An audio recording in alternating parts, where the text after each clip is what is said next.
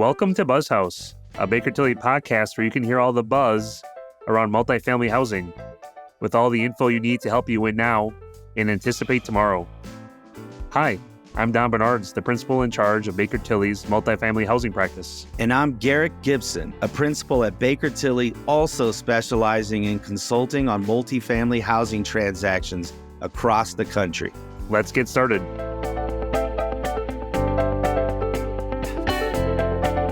Between the One Big Beautiful Bill Act, the HUD budgets being discussed in the House and Senate, among other items, a lot of eyes have been on Washington. My partner Garrick and I hosted a webinar at the end of July on the One Big Beautiful Bill's impact on the LIHTC industry, and today we're going to cover those impacts and implications. Before we dig into this, I have some news to share from around the industry. In July, the House Appropriations Committee marked up and approved by a vote of 35 to 28 its fiscal year 26 Transportation, Housing and Urban Development and Related Agencies Appropriations Bill. The committee bill passed would provide $67.7 billion for the U.S. Department of HUD and Urban Development in fiscal year 26, which is a little less than a $1 billion, specifically $939 million, below the fiscal year 2025 enacted level. One item to note is the zero funding of the Home Investment Partnerships Program, reflecting the president's request to lower overall dollars and budgets. The justification for this was that there's still home ARP left to be spent. Note that the Senate Transportation, Housing and Urban Development and Related Agencies budget should be out soon, and so we'll report back on this. Obviously, the industry is hopeful and talking to the senators that home fund allocation would remain the same or near the same at a little over $1 billion. In other news, a report that I know Garrick and I like to take a look at annually is the National Low-Income Housing Coalition's report entitled Out of Reach 2025, The High Cost of Housing. This report highlights the disparity between income and rent levels. The data shows that the average hourly income needed for a full-time worker to afford a two-bedroom unit in the United States is $33.63 per hour, which of course is a little bit more than 4 times the federal minimum wage of $7.25. You can download this report for free at LIHTC.org, and they come out with other helpful reports various times throughout the year. One other item of interest that I'm going to note, and getting back to home funds, is the Housing and Insurance Subcommittee of the Housing Financial Service Committee, that's a mouthful, held a hearing recently to consider draft legislation proposed by Chairman Mike Flood to make significant reforms to the Home Investment Partnerships Program. The discussion draft includes items such as exempting home projects from Build America, Buy America, or BABA, raising the threshold at which Davis-Bacon prevailing wage requirements apply to home projects going from 12 units to 50 units, and substantially streamlining the environmental review process for many home projects. We're definitely going to keep our eyes on this, as that's obviously one big thing that we're going through a lot right now is the home requirements or the home funds requiring BABA domestic requirements, domestic sourcing requirements. So something very applicable to our industry. Now, Garrick, ready to turn over to the One Big Beautiful Bill Act and the implications on the low-income housing tax credit program. We're going to kind of talk about what was part of it, but probably more importantly, how it's going to impact your pipeline, planning, financing structures, and so forth. The legislation includes some long-anticipated changes to bond-financed housing, as well as new timelines and technical updates that are already shaping the market. Again, the act was signed July 4th. We'll keep our focus on practical takeaways. The first item we're going to talk about between Garrick and I is the permanent 12% state allocation increase for 9% low-income housing tax credits. Garrick, would you kind of jump into this program and how it begins now in 2026? Yeah, so this change could result in a nationwide increase of additional LIHTC units annually. It's basically based on historic credit usage and per unit allocations. So states with high demand and efficient QAPs like California, Texas, and New York likely are going to stand to see the greatest uptick in production capacity.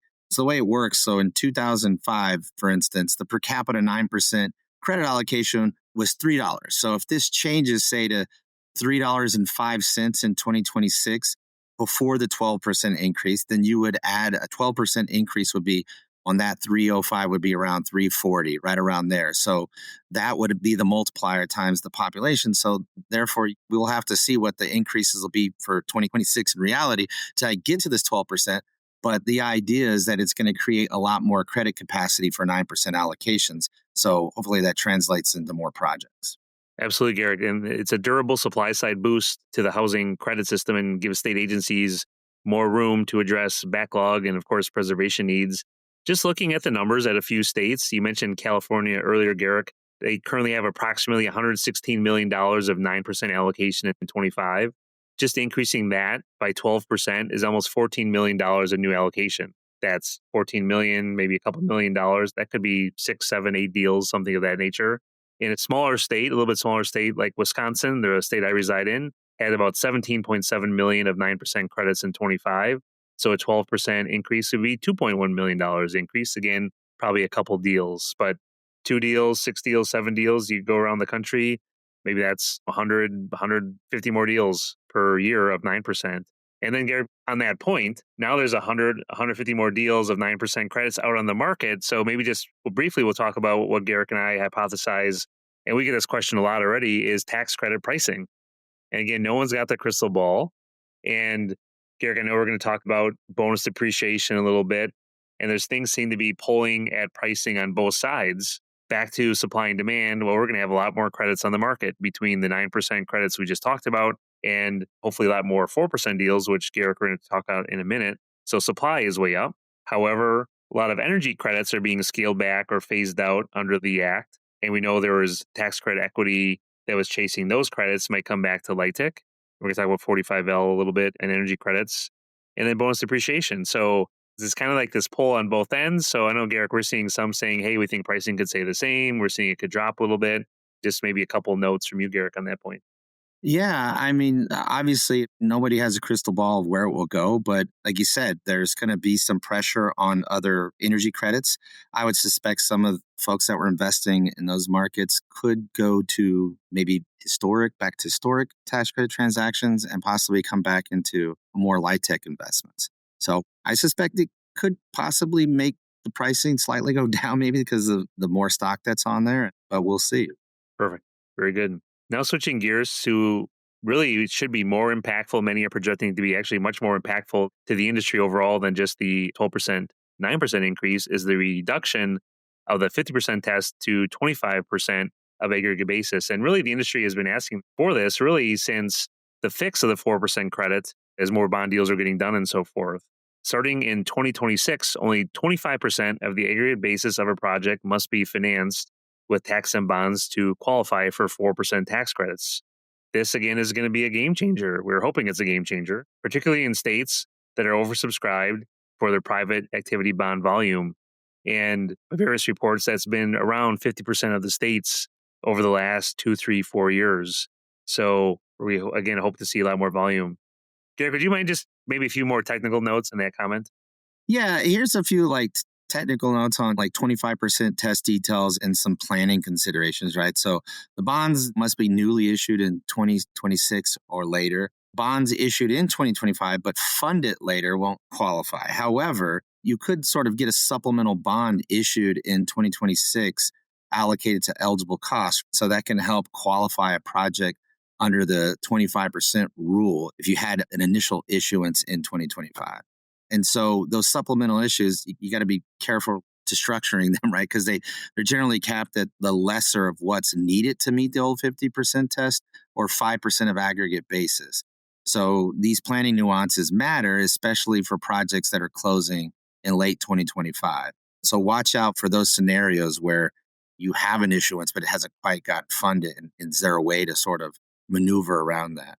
And then obviously the desired effect, what's trying to happen is the rationale is it's supposed to unlock some more state bond volume cap with respect to more transactions, bring more 4% transactions to the market.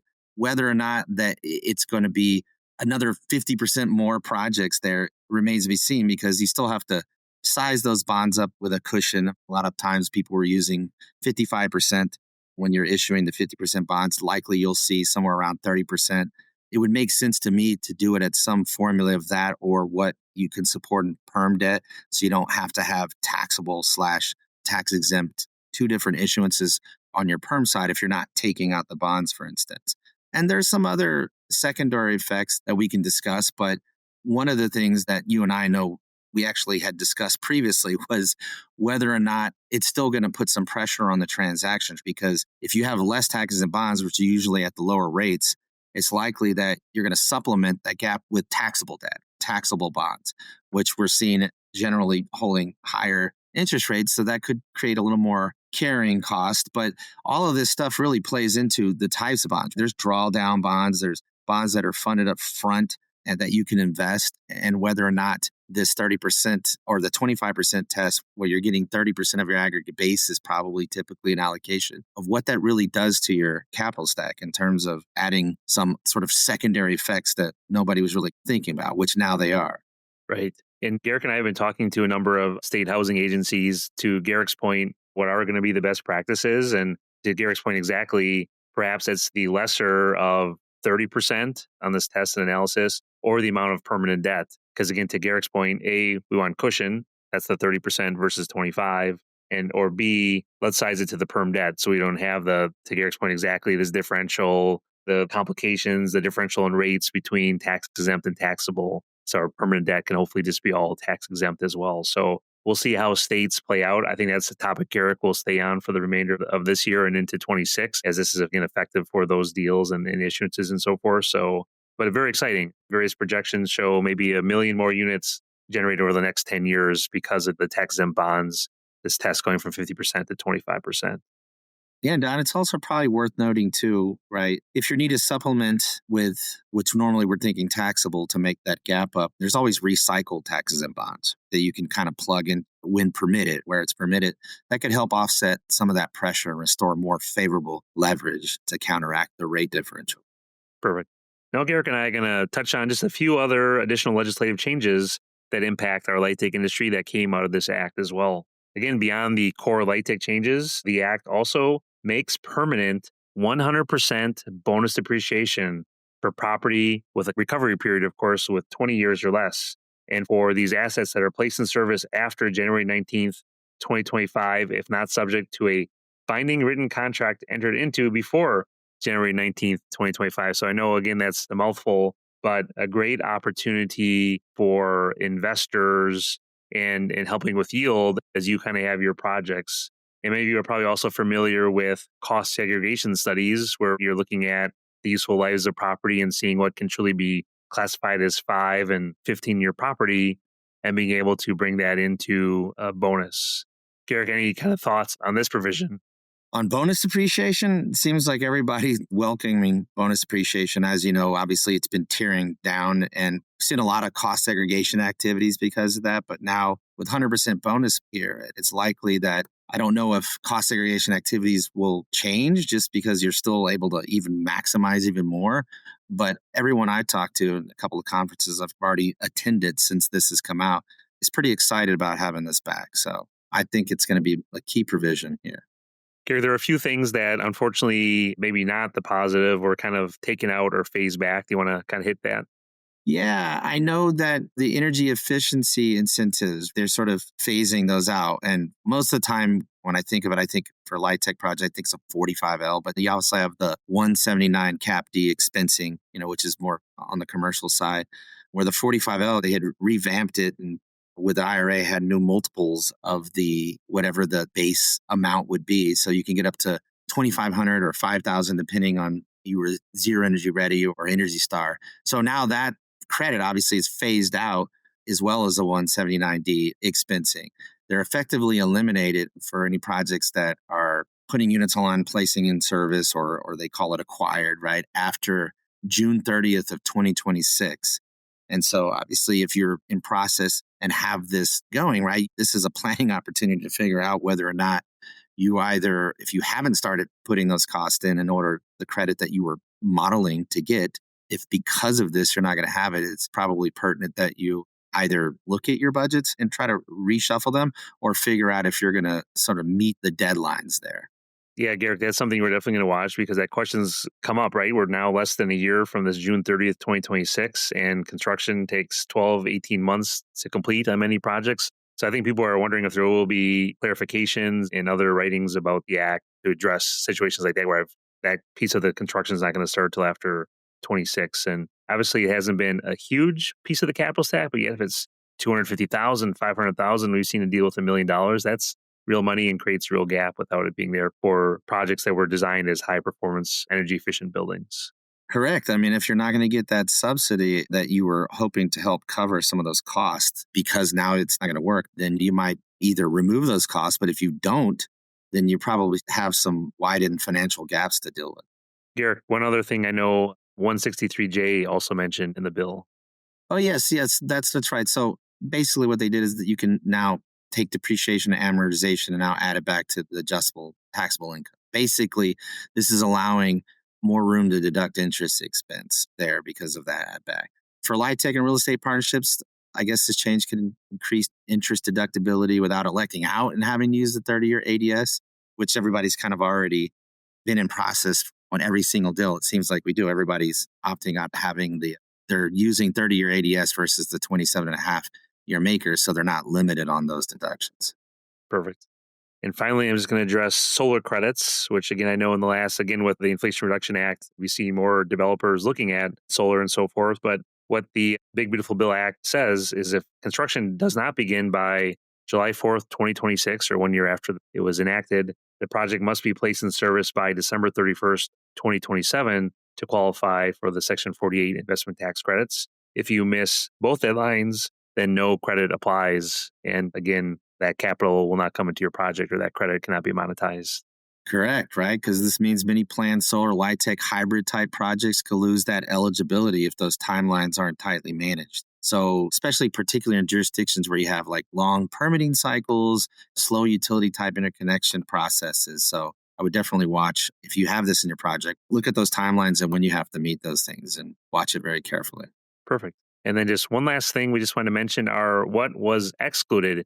As you were probably following the bill, and especially on the housing side, you saw certain drafts that include this, certain drafts that didn't. But what did not make it was the proposed 30% basis boosts for both rural and tribal areas. We're in there for a split second, but removed in final negotiations, just really focusing on this 50% tax reduction, which is, again, significant, right? I think the industry overall is applauding the improvements and the just sheer number of additional units that should be generated from these provisions. But again, sad that this boost, we know tribal and rural projects, lower rents, costs are costs, expenses are expenses. It's just really hard to get those deals done. So these tools, the 9% increase, the 50% to 25% should definitely increase deal volume and more credits on the market.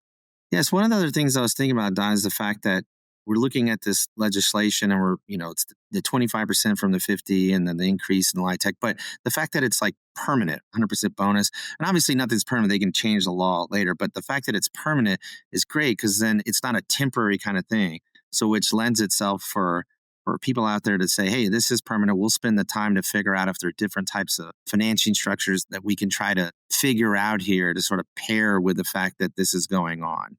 So I'm hoping the fact that these are permanent changes, that maybe we'll see some evolving financial structures that we always see come out whenever things change. So I'm looking forward to seeing what comes our way. With that, it was kind of fun to talk with Garrick about the One Big Beautiful Bill Act and its impact on the local housing tax credit industry. Please reach out to Garrick or myself with questions, especially around the opportunities with bonds and the 25% test. Once again, I'm Don Bernards. And I'm Garrick Gibson. Don't forget to subscribe so you don't miss an episode. For additional resources around multifamily housing, check out bakertilly.com. If you have a suggestion for the show, email us at bild@bakertilly.com. That's BUILD @bakertilly.com. See you next time on BuzzHouse.